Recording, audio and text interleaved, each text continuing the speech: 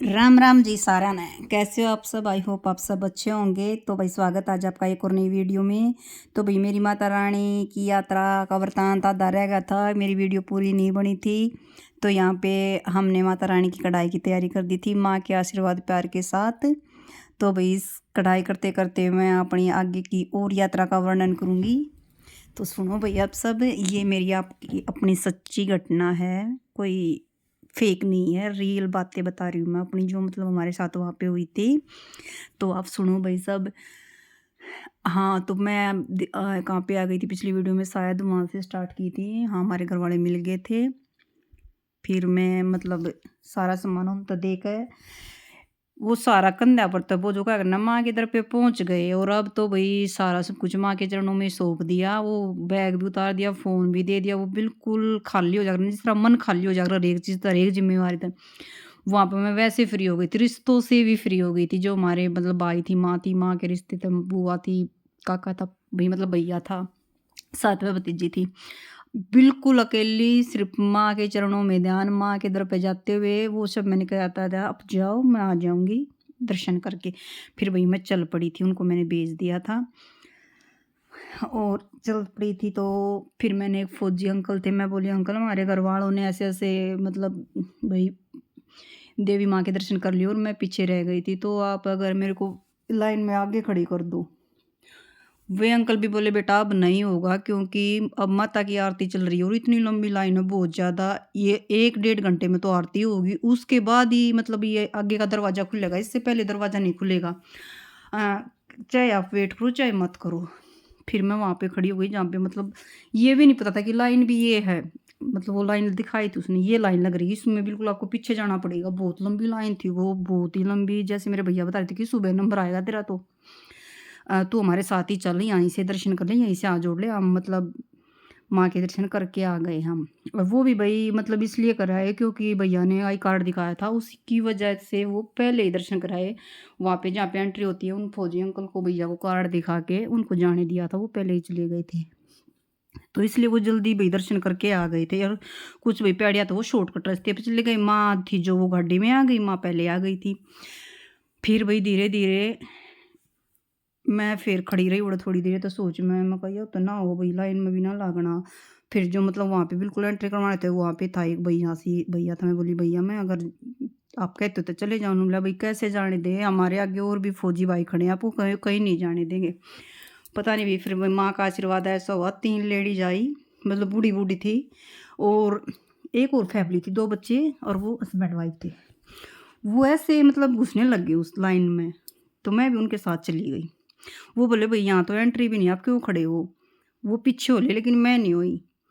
और त फिर उसने बोला भी नहीं कि आप पीछे चले। पता नहीं माता रानी का क्या आशीर्वाद हुआ, क्या कृपा हुई, मैं तो बहुत बड़ी कृपा ही मानूँ। एकदम से उस फौजी भैया बोले जाओ। मतलब वहाँ जितना तक जाया गया ना, मतलब मैं अकेली नहीं, जितने और भी थे पीछे मेरे, मतलब लेकिन सबसे आगे फिर मैं ही आ गई लाइन में। बोले भई जाओ आप आरती में। मतलब इतना सुकून मिला दिल तक, मतलब भई आते-आते मन में एक कामना थी कि माता रानी की आरती में हमने बैठना, माता रानी की आरती में जाना। ये भी नहीं पता था किस टाइम आरती होती, मेरे उससे तो वो शायद 4 बजे होती होगी। लेकिन उस टाइम टाइम था शायद 8 6 से 8 के बीच का था टाइम। तो बहुत सारे जितनों को मतलब अंदर जाया गया ना, वो एक हॉल सा था वहाँ बाहर बैठने का। रियल में जो रियल जगह पे आरती होती है वहाँ तो मतलब कुछ ही भगत थे वहाँ पे माता के। लेकिन जो बाहर हॉल था एक, उसमें पूरा बड़ा टीवी सा लगा रखा था, वहाँ पे मतलब जाने दिया उनको। फिर हम आरती बैठे, वहाँ पे आरती सुनी, भजन सुने। और मतलब जो माता रानी के बारे में वहाँ पे हुआ था, वो बातें वहाँ पे पंडित जी बता रहे थे, वो सब सुनी। इतना दिल को सुकून मिला, इतना धन्यवाद किया माँ का दिल तय। मतलब भई आरती में बैठना एक बहुत बड़ी बात हो जाए माँ के धाम पे जाकर, जहाँ नंबर भी नहीं आना था, जहाँ लेट भी हो रही थी, जहाँ कोई साथ में भी नहीं था घर वाले। फिर एकदम से सोचा भई देखो ये कहीं न कहीं जो भी लेडीज़ आई थी, वो 50 त 70 के बीच में थी, 60-70 के बीच में थी। तो एक तो थोड़ी-सी सावळे कलर की, एक थी बिल्कुल भूरी और एक मीडियम सी कलर की थी। तो मेरे को ऐसा लगा जैसे माता रानी अपने आप लेने आ गई मेरे को, मतलब तीनों माँ सरस्वती, माँ लक्ष्मी और माँ काली, वहीं उनके तीनों के रूप हैं वहीं पे। और उन मतलब मैं उनके बीच में आ गई यार, तो वो बोली बेटी हम ना आगे बैठने दे। मैं बोली क्यों आंटी? बोली हम तो तीनों इकट्ठी रहा करें। उस टाइम पे नहीं लगा, लेकिन मेरे बाद में कहीं न कहीं वो माता रानी के रूप में थी रियलिटी में, मतलब ऐसा महसूस हुआ। फिर हमने भाई पूरी आरती वारती सुन के, माँ के भजन सुन के, वहाँ पे माँ का मंत्र सुना, जो माँ के बारे में भाई वर्णन किया उन्होंने बहुत अच्छा लगा। और बिल्कुल शांति का वातावरण इतना अच्छा था।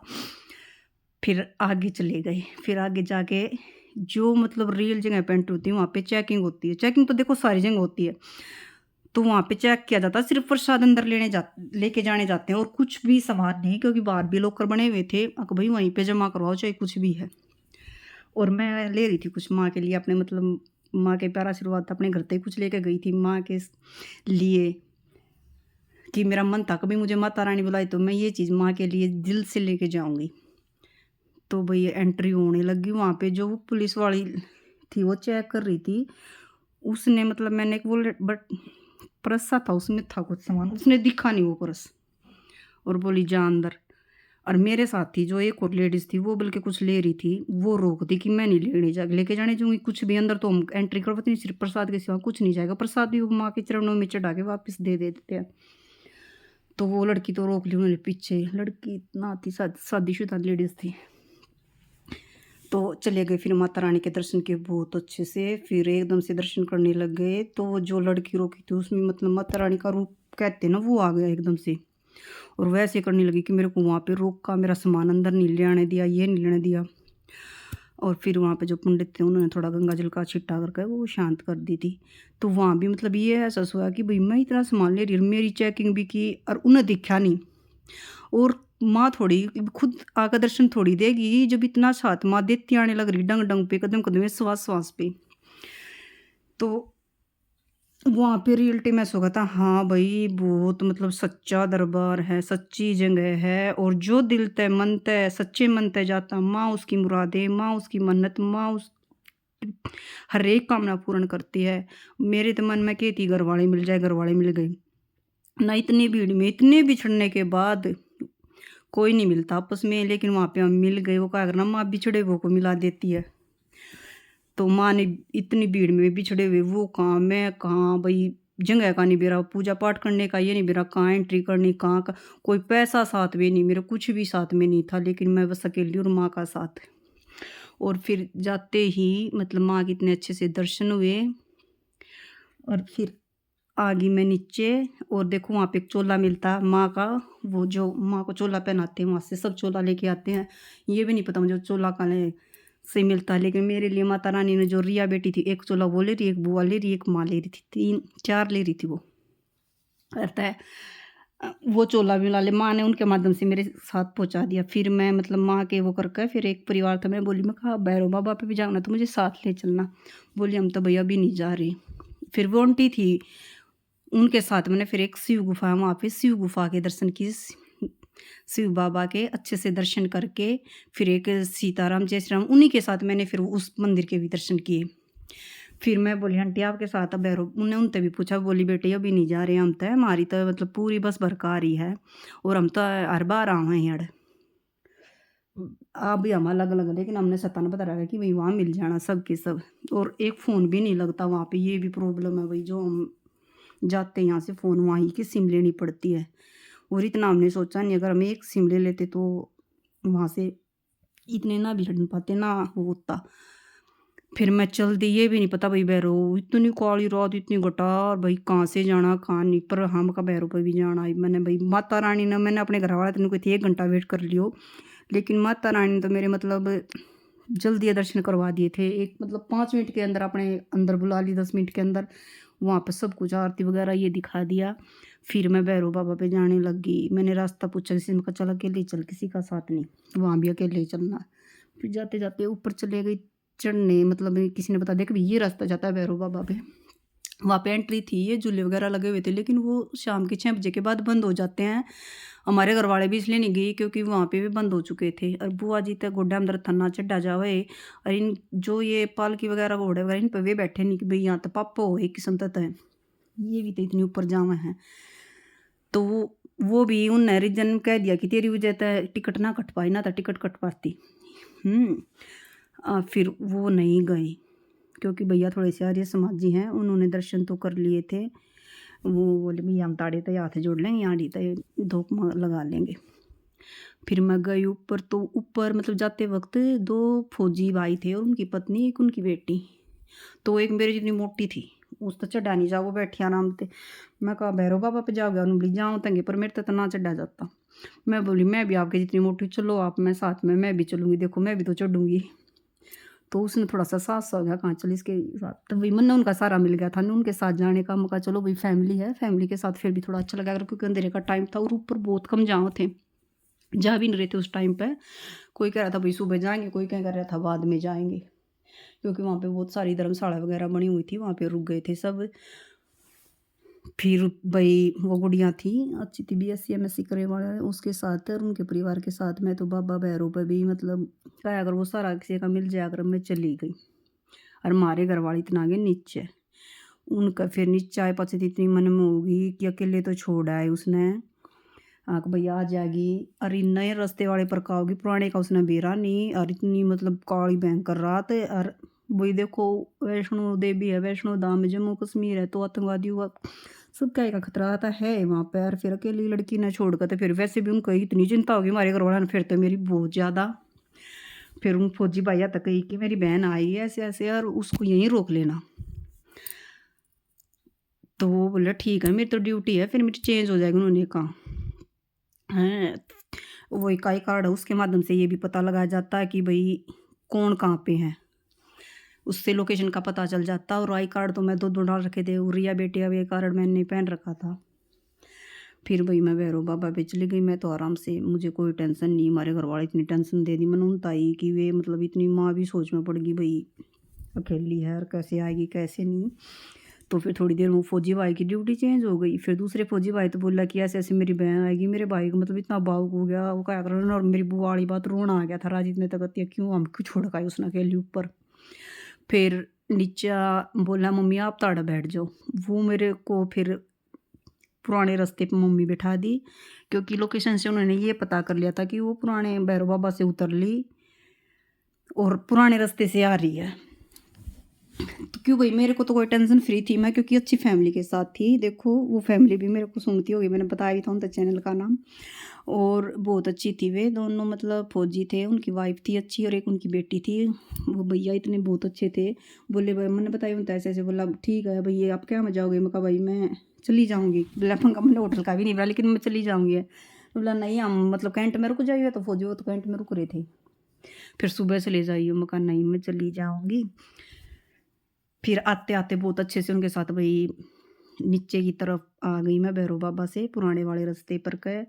तो भई इतना पता चल गया था हमारे घर वाला ने कि भी पुराने रास्ते पर का रही, कोई टेंशन नहीं। पुराने रास्ते पर तो बहुत ज़्यादा भीड़ मतलब आते-जाते रहे हैं। फिर वो अर्धकुँवारी माँ तक तो बल्कि मुझे ढूँढने भी आए, कहा भई आध घंटे 1 घंटे में अर्धकुँवारी माता पे आ लेगी। क्योंकि आने का थोड़ा शॉर्टकट रास्ता था लगता है भैरव बाबा पर से। वो मेरे को वहाँ भी मतलब भई एक बार यात्रा करनी मुश्किल हो जाए, वो भैरव बाबा पे नहीं गई, लेकिन मेरे लिए देख लो माता ने वो अर्धकुँवारी माँ पे फिर बुला ली है। मेरी बुआ, मेरी माँ, मेरा भाई चारों जने आ गए भई या भी आएगी। पर इतनी भीड़ में कहाँ मिलूँ थी मैं उनने। फिर वहाँ तक मैं नीचे की तरफ आई, बहुत लंबा रास्ता था। फिर वहाँ पे बाणगंगा माँ के दर्शन किए, वो भी मैंने सपने में दिखाई दिए थे। कहीं न कहीं बाणगंगा माँ बहुत अच्छी महसूस होया। हाँ भई रियलिटी में मतलब माँ अपने दर पे बुलाना चाहो थी। मैंने सपना के माध्यम से लगा लो, किसी माध्यम से लगा लो। फिर मेरा हो गई थी हाँ, अब मेरा बिल्कुल रोड पे आने वाली हूँ, अब कहाँ जाऊँगी? यहाँ तक तो माता ने दिखा दिया सारा रास्ता। अब फिर भी मैंने ये मौका, अब माँ तू ही राह बताना, ना मैंने होटल का बेरा, ना मैंने मेरे पास पैसे थे, मतलब कहाँ जाऊँगी? फिर मैंने उन त भैया तो पूछे, मैं कहा भैया मैं ऐसे-ऐसे हम स्कूल के पास रुके हैं और वहीं पे हमारा होटल है। वो भैया बोला भैया तो स्कूल का नाम बता दो, 4 स्कूल हैं यहाँ आस-पास में। और मैंने कहा 4 स्कूल हैं, तो शायद गवर्नमेंट स्कूल लग रहा था, क्योंकि हम जिस टाइम पे हमारी गाड़ी रुकी थी वहाँ पे प्रेयर वगैरह हो रही थी। मैं उस भैया से बातें कर रही थी, इतनी देर में मेरी माँ ने मेरी बुआ ने मेहंदी की। वे देखो फिर इतनी भावुक होगी, इतनी खुश होगी। मैं यह सोच रही थी कि अब मैं कहाँ जाऊँगी, तो देख लो भई माता रानी ने पहला ही बुढ़वे बिठवा दिए थे। फिर हम भई अपने होटल में आ गए थे। और फिर बुआ ने तो कही भी कुछ मत बोल जे, इतना गुस्सा हो रहा है भाई तो बहुत ज़्यादा।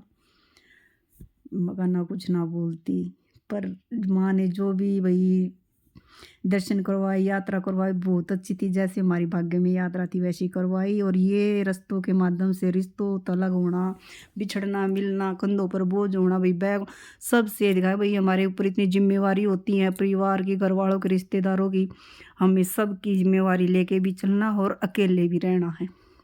और अपनी माता का आशीर्वाद, प्यार, भक्ति भी करनी है माँ का। कुछ साथ नहीं जाना, कुछ साथ नहीं रहना, कोई हमारा नहीं है, हम किसी के नहीं हैं। तो सिर्फ है तो बस सिर्फ ही माता रानी हमारी और हम माता रानी के हैं। उसी के माध्यम, उसी के अकॉर्डिंग नू ला लो पूरी यात्रा के दौरान इतनी अच्छी मतलब भाई भक्ति का ज्ञान मिलना, एहसास होना, माँ का एहसास होना बहुत अच्छा हो गया था। और मैं पता चल गया था भाई हाँ सब ये क्या अगर ना वो ये बिछड़ के ये दिखा दिया भाई देखो कोई रिश्ता नहीं है, अकेले जाना, अकेले आए हैं, अकेले रहना, मौज मस्ती तो रहना है। और बहुत अच्छा लगा भाई सब माता रानी के दर्शन करना। बहुत दिल से धन्यवाद माता रानी का जो हमें भाई अपने धाम पे बुलाया। वो आकर कई वीडियो में आवा है कि भाई आप कितने पता नहीं कितने लोगों ने दर्शन किए, कितने हज़ारों उनमें से आप हैं। तो फील होता है भाई हम भी बुलाए थे माता रानी ने। और मैं तो कहूँ माता रानी हमने बार बार बुलाई, हमारे परिवार के साथ बुलाई है। और जिस होटल में रुके थे वहाँ से भी माँ का धाम दिख रहा था। और रिया बेटी ने बोली बेटा बोल दो माँ को, माँ मैं फिर भी बुलाना। तो वो गुड़िया तो मतलब इतनी देख लो पैदल भी गई आई, फिर भी उसने ये कही है कि माता रानी मैंने तो 6 बार बुलाई है। इतना साहस था उस बेटी में, देख लो माता रानी का इतना बड़ा आशीर्वाद था उसके ऊपर। और वो भी हमारे घर वाला के मेरी मतलब बुआ और माँ के साथ ही रुक रही थी। फिर भैया ने ये भी बोल दिया था भैया अगर वहाँ पे आ जाना मैसेज छोड़ दियो, क्योंकि वहाँ पे वाईफाई कनेक्ट था जिस होटल में रुके थे कि हम आ लिए हैं। फिर भी उनने बुझा भी हम फिर तो ये भी हो गया भाई लोकेशन पता करिए एकदम तो हमने माता रानी के दर पर दिखी। फिर तो भैरव बाबा पर भी जल्दी चली गई, भैरव बाबा पर तो जल्दी है तो वो अधिकारी पा ली ईसा के। मैं मेरे मतलब इतना पैर में दर्द था, घुटना के ऊपर इतना दर्द था, मैं मतलब बैठ गई तो मेरे से उठा नहीं जाता। और फिर भी मैं इतनी अच्छे से यात्रा की। और वो भी हमारी भाई बहुत अच्छा दिल थे, मेरे भाई का भी दिल था। धन्यवाद भाई माता रानी ने उसके माध्यम तुम दो जो बुलाए। भगवान मेरे भाई की भी सारी मनोकामना पूर्ण करे। और फिर भाई भैरव बाबा पे भी मैं गई जो वहाँ पे मैंने बस ये बोल दिया था भाई मेरी वजह तो लगा लो या वो भैरव बाबा पे नहीं आए तो मैं उनकी तरफ से मैं ही आ गई ये लगा लूँ।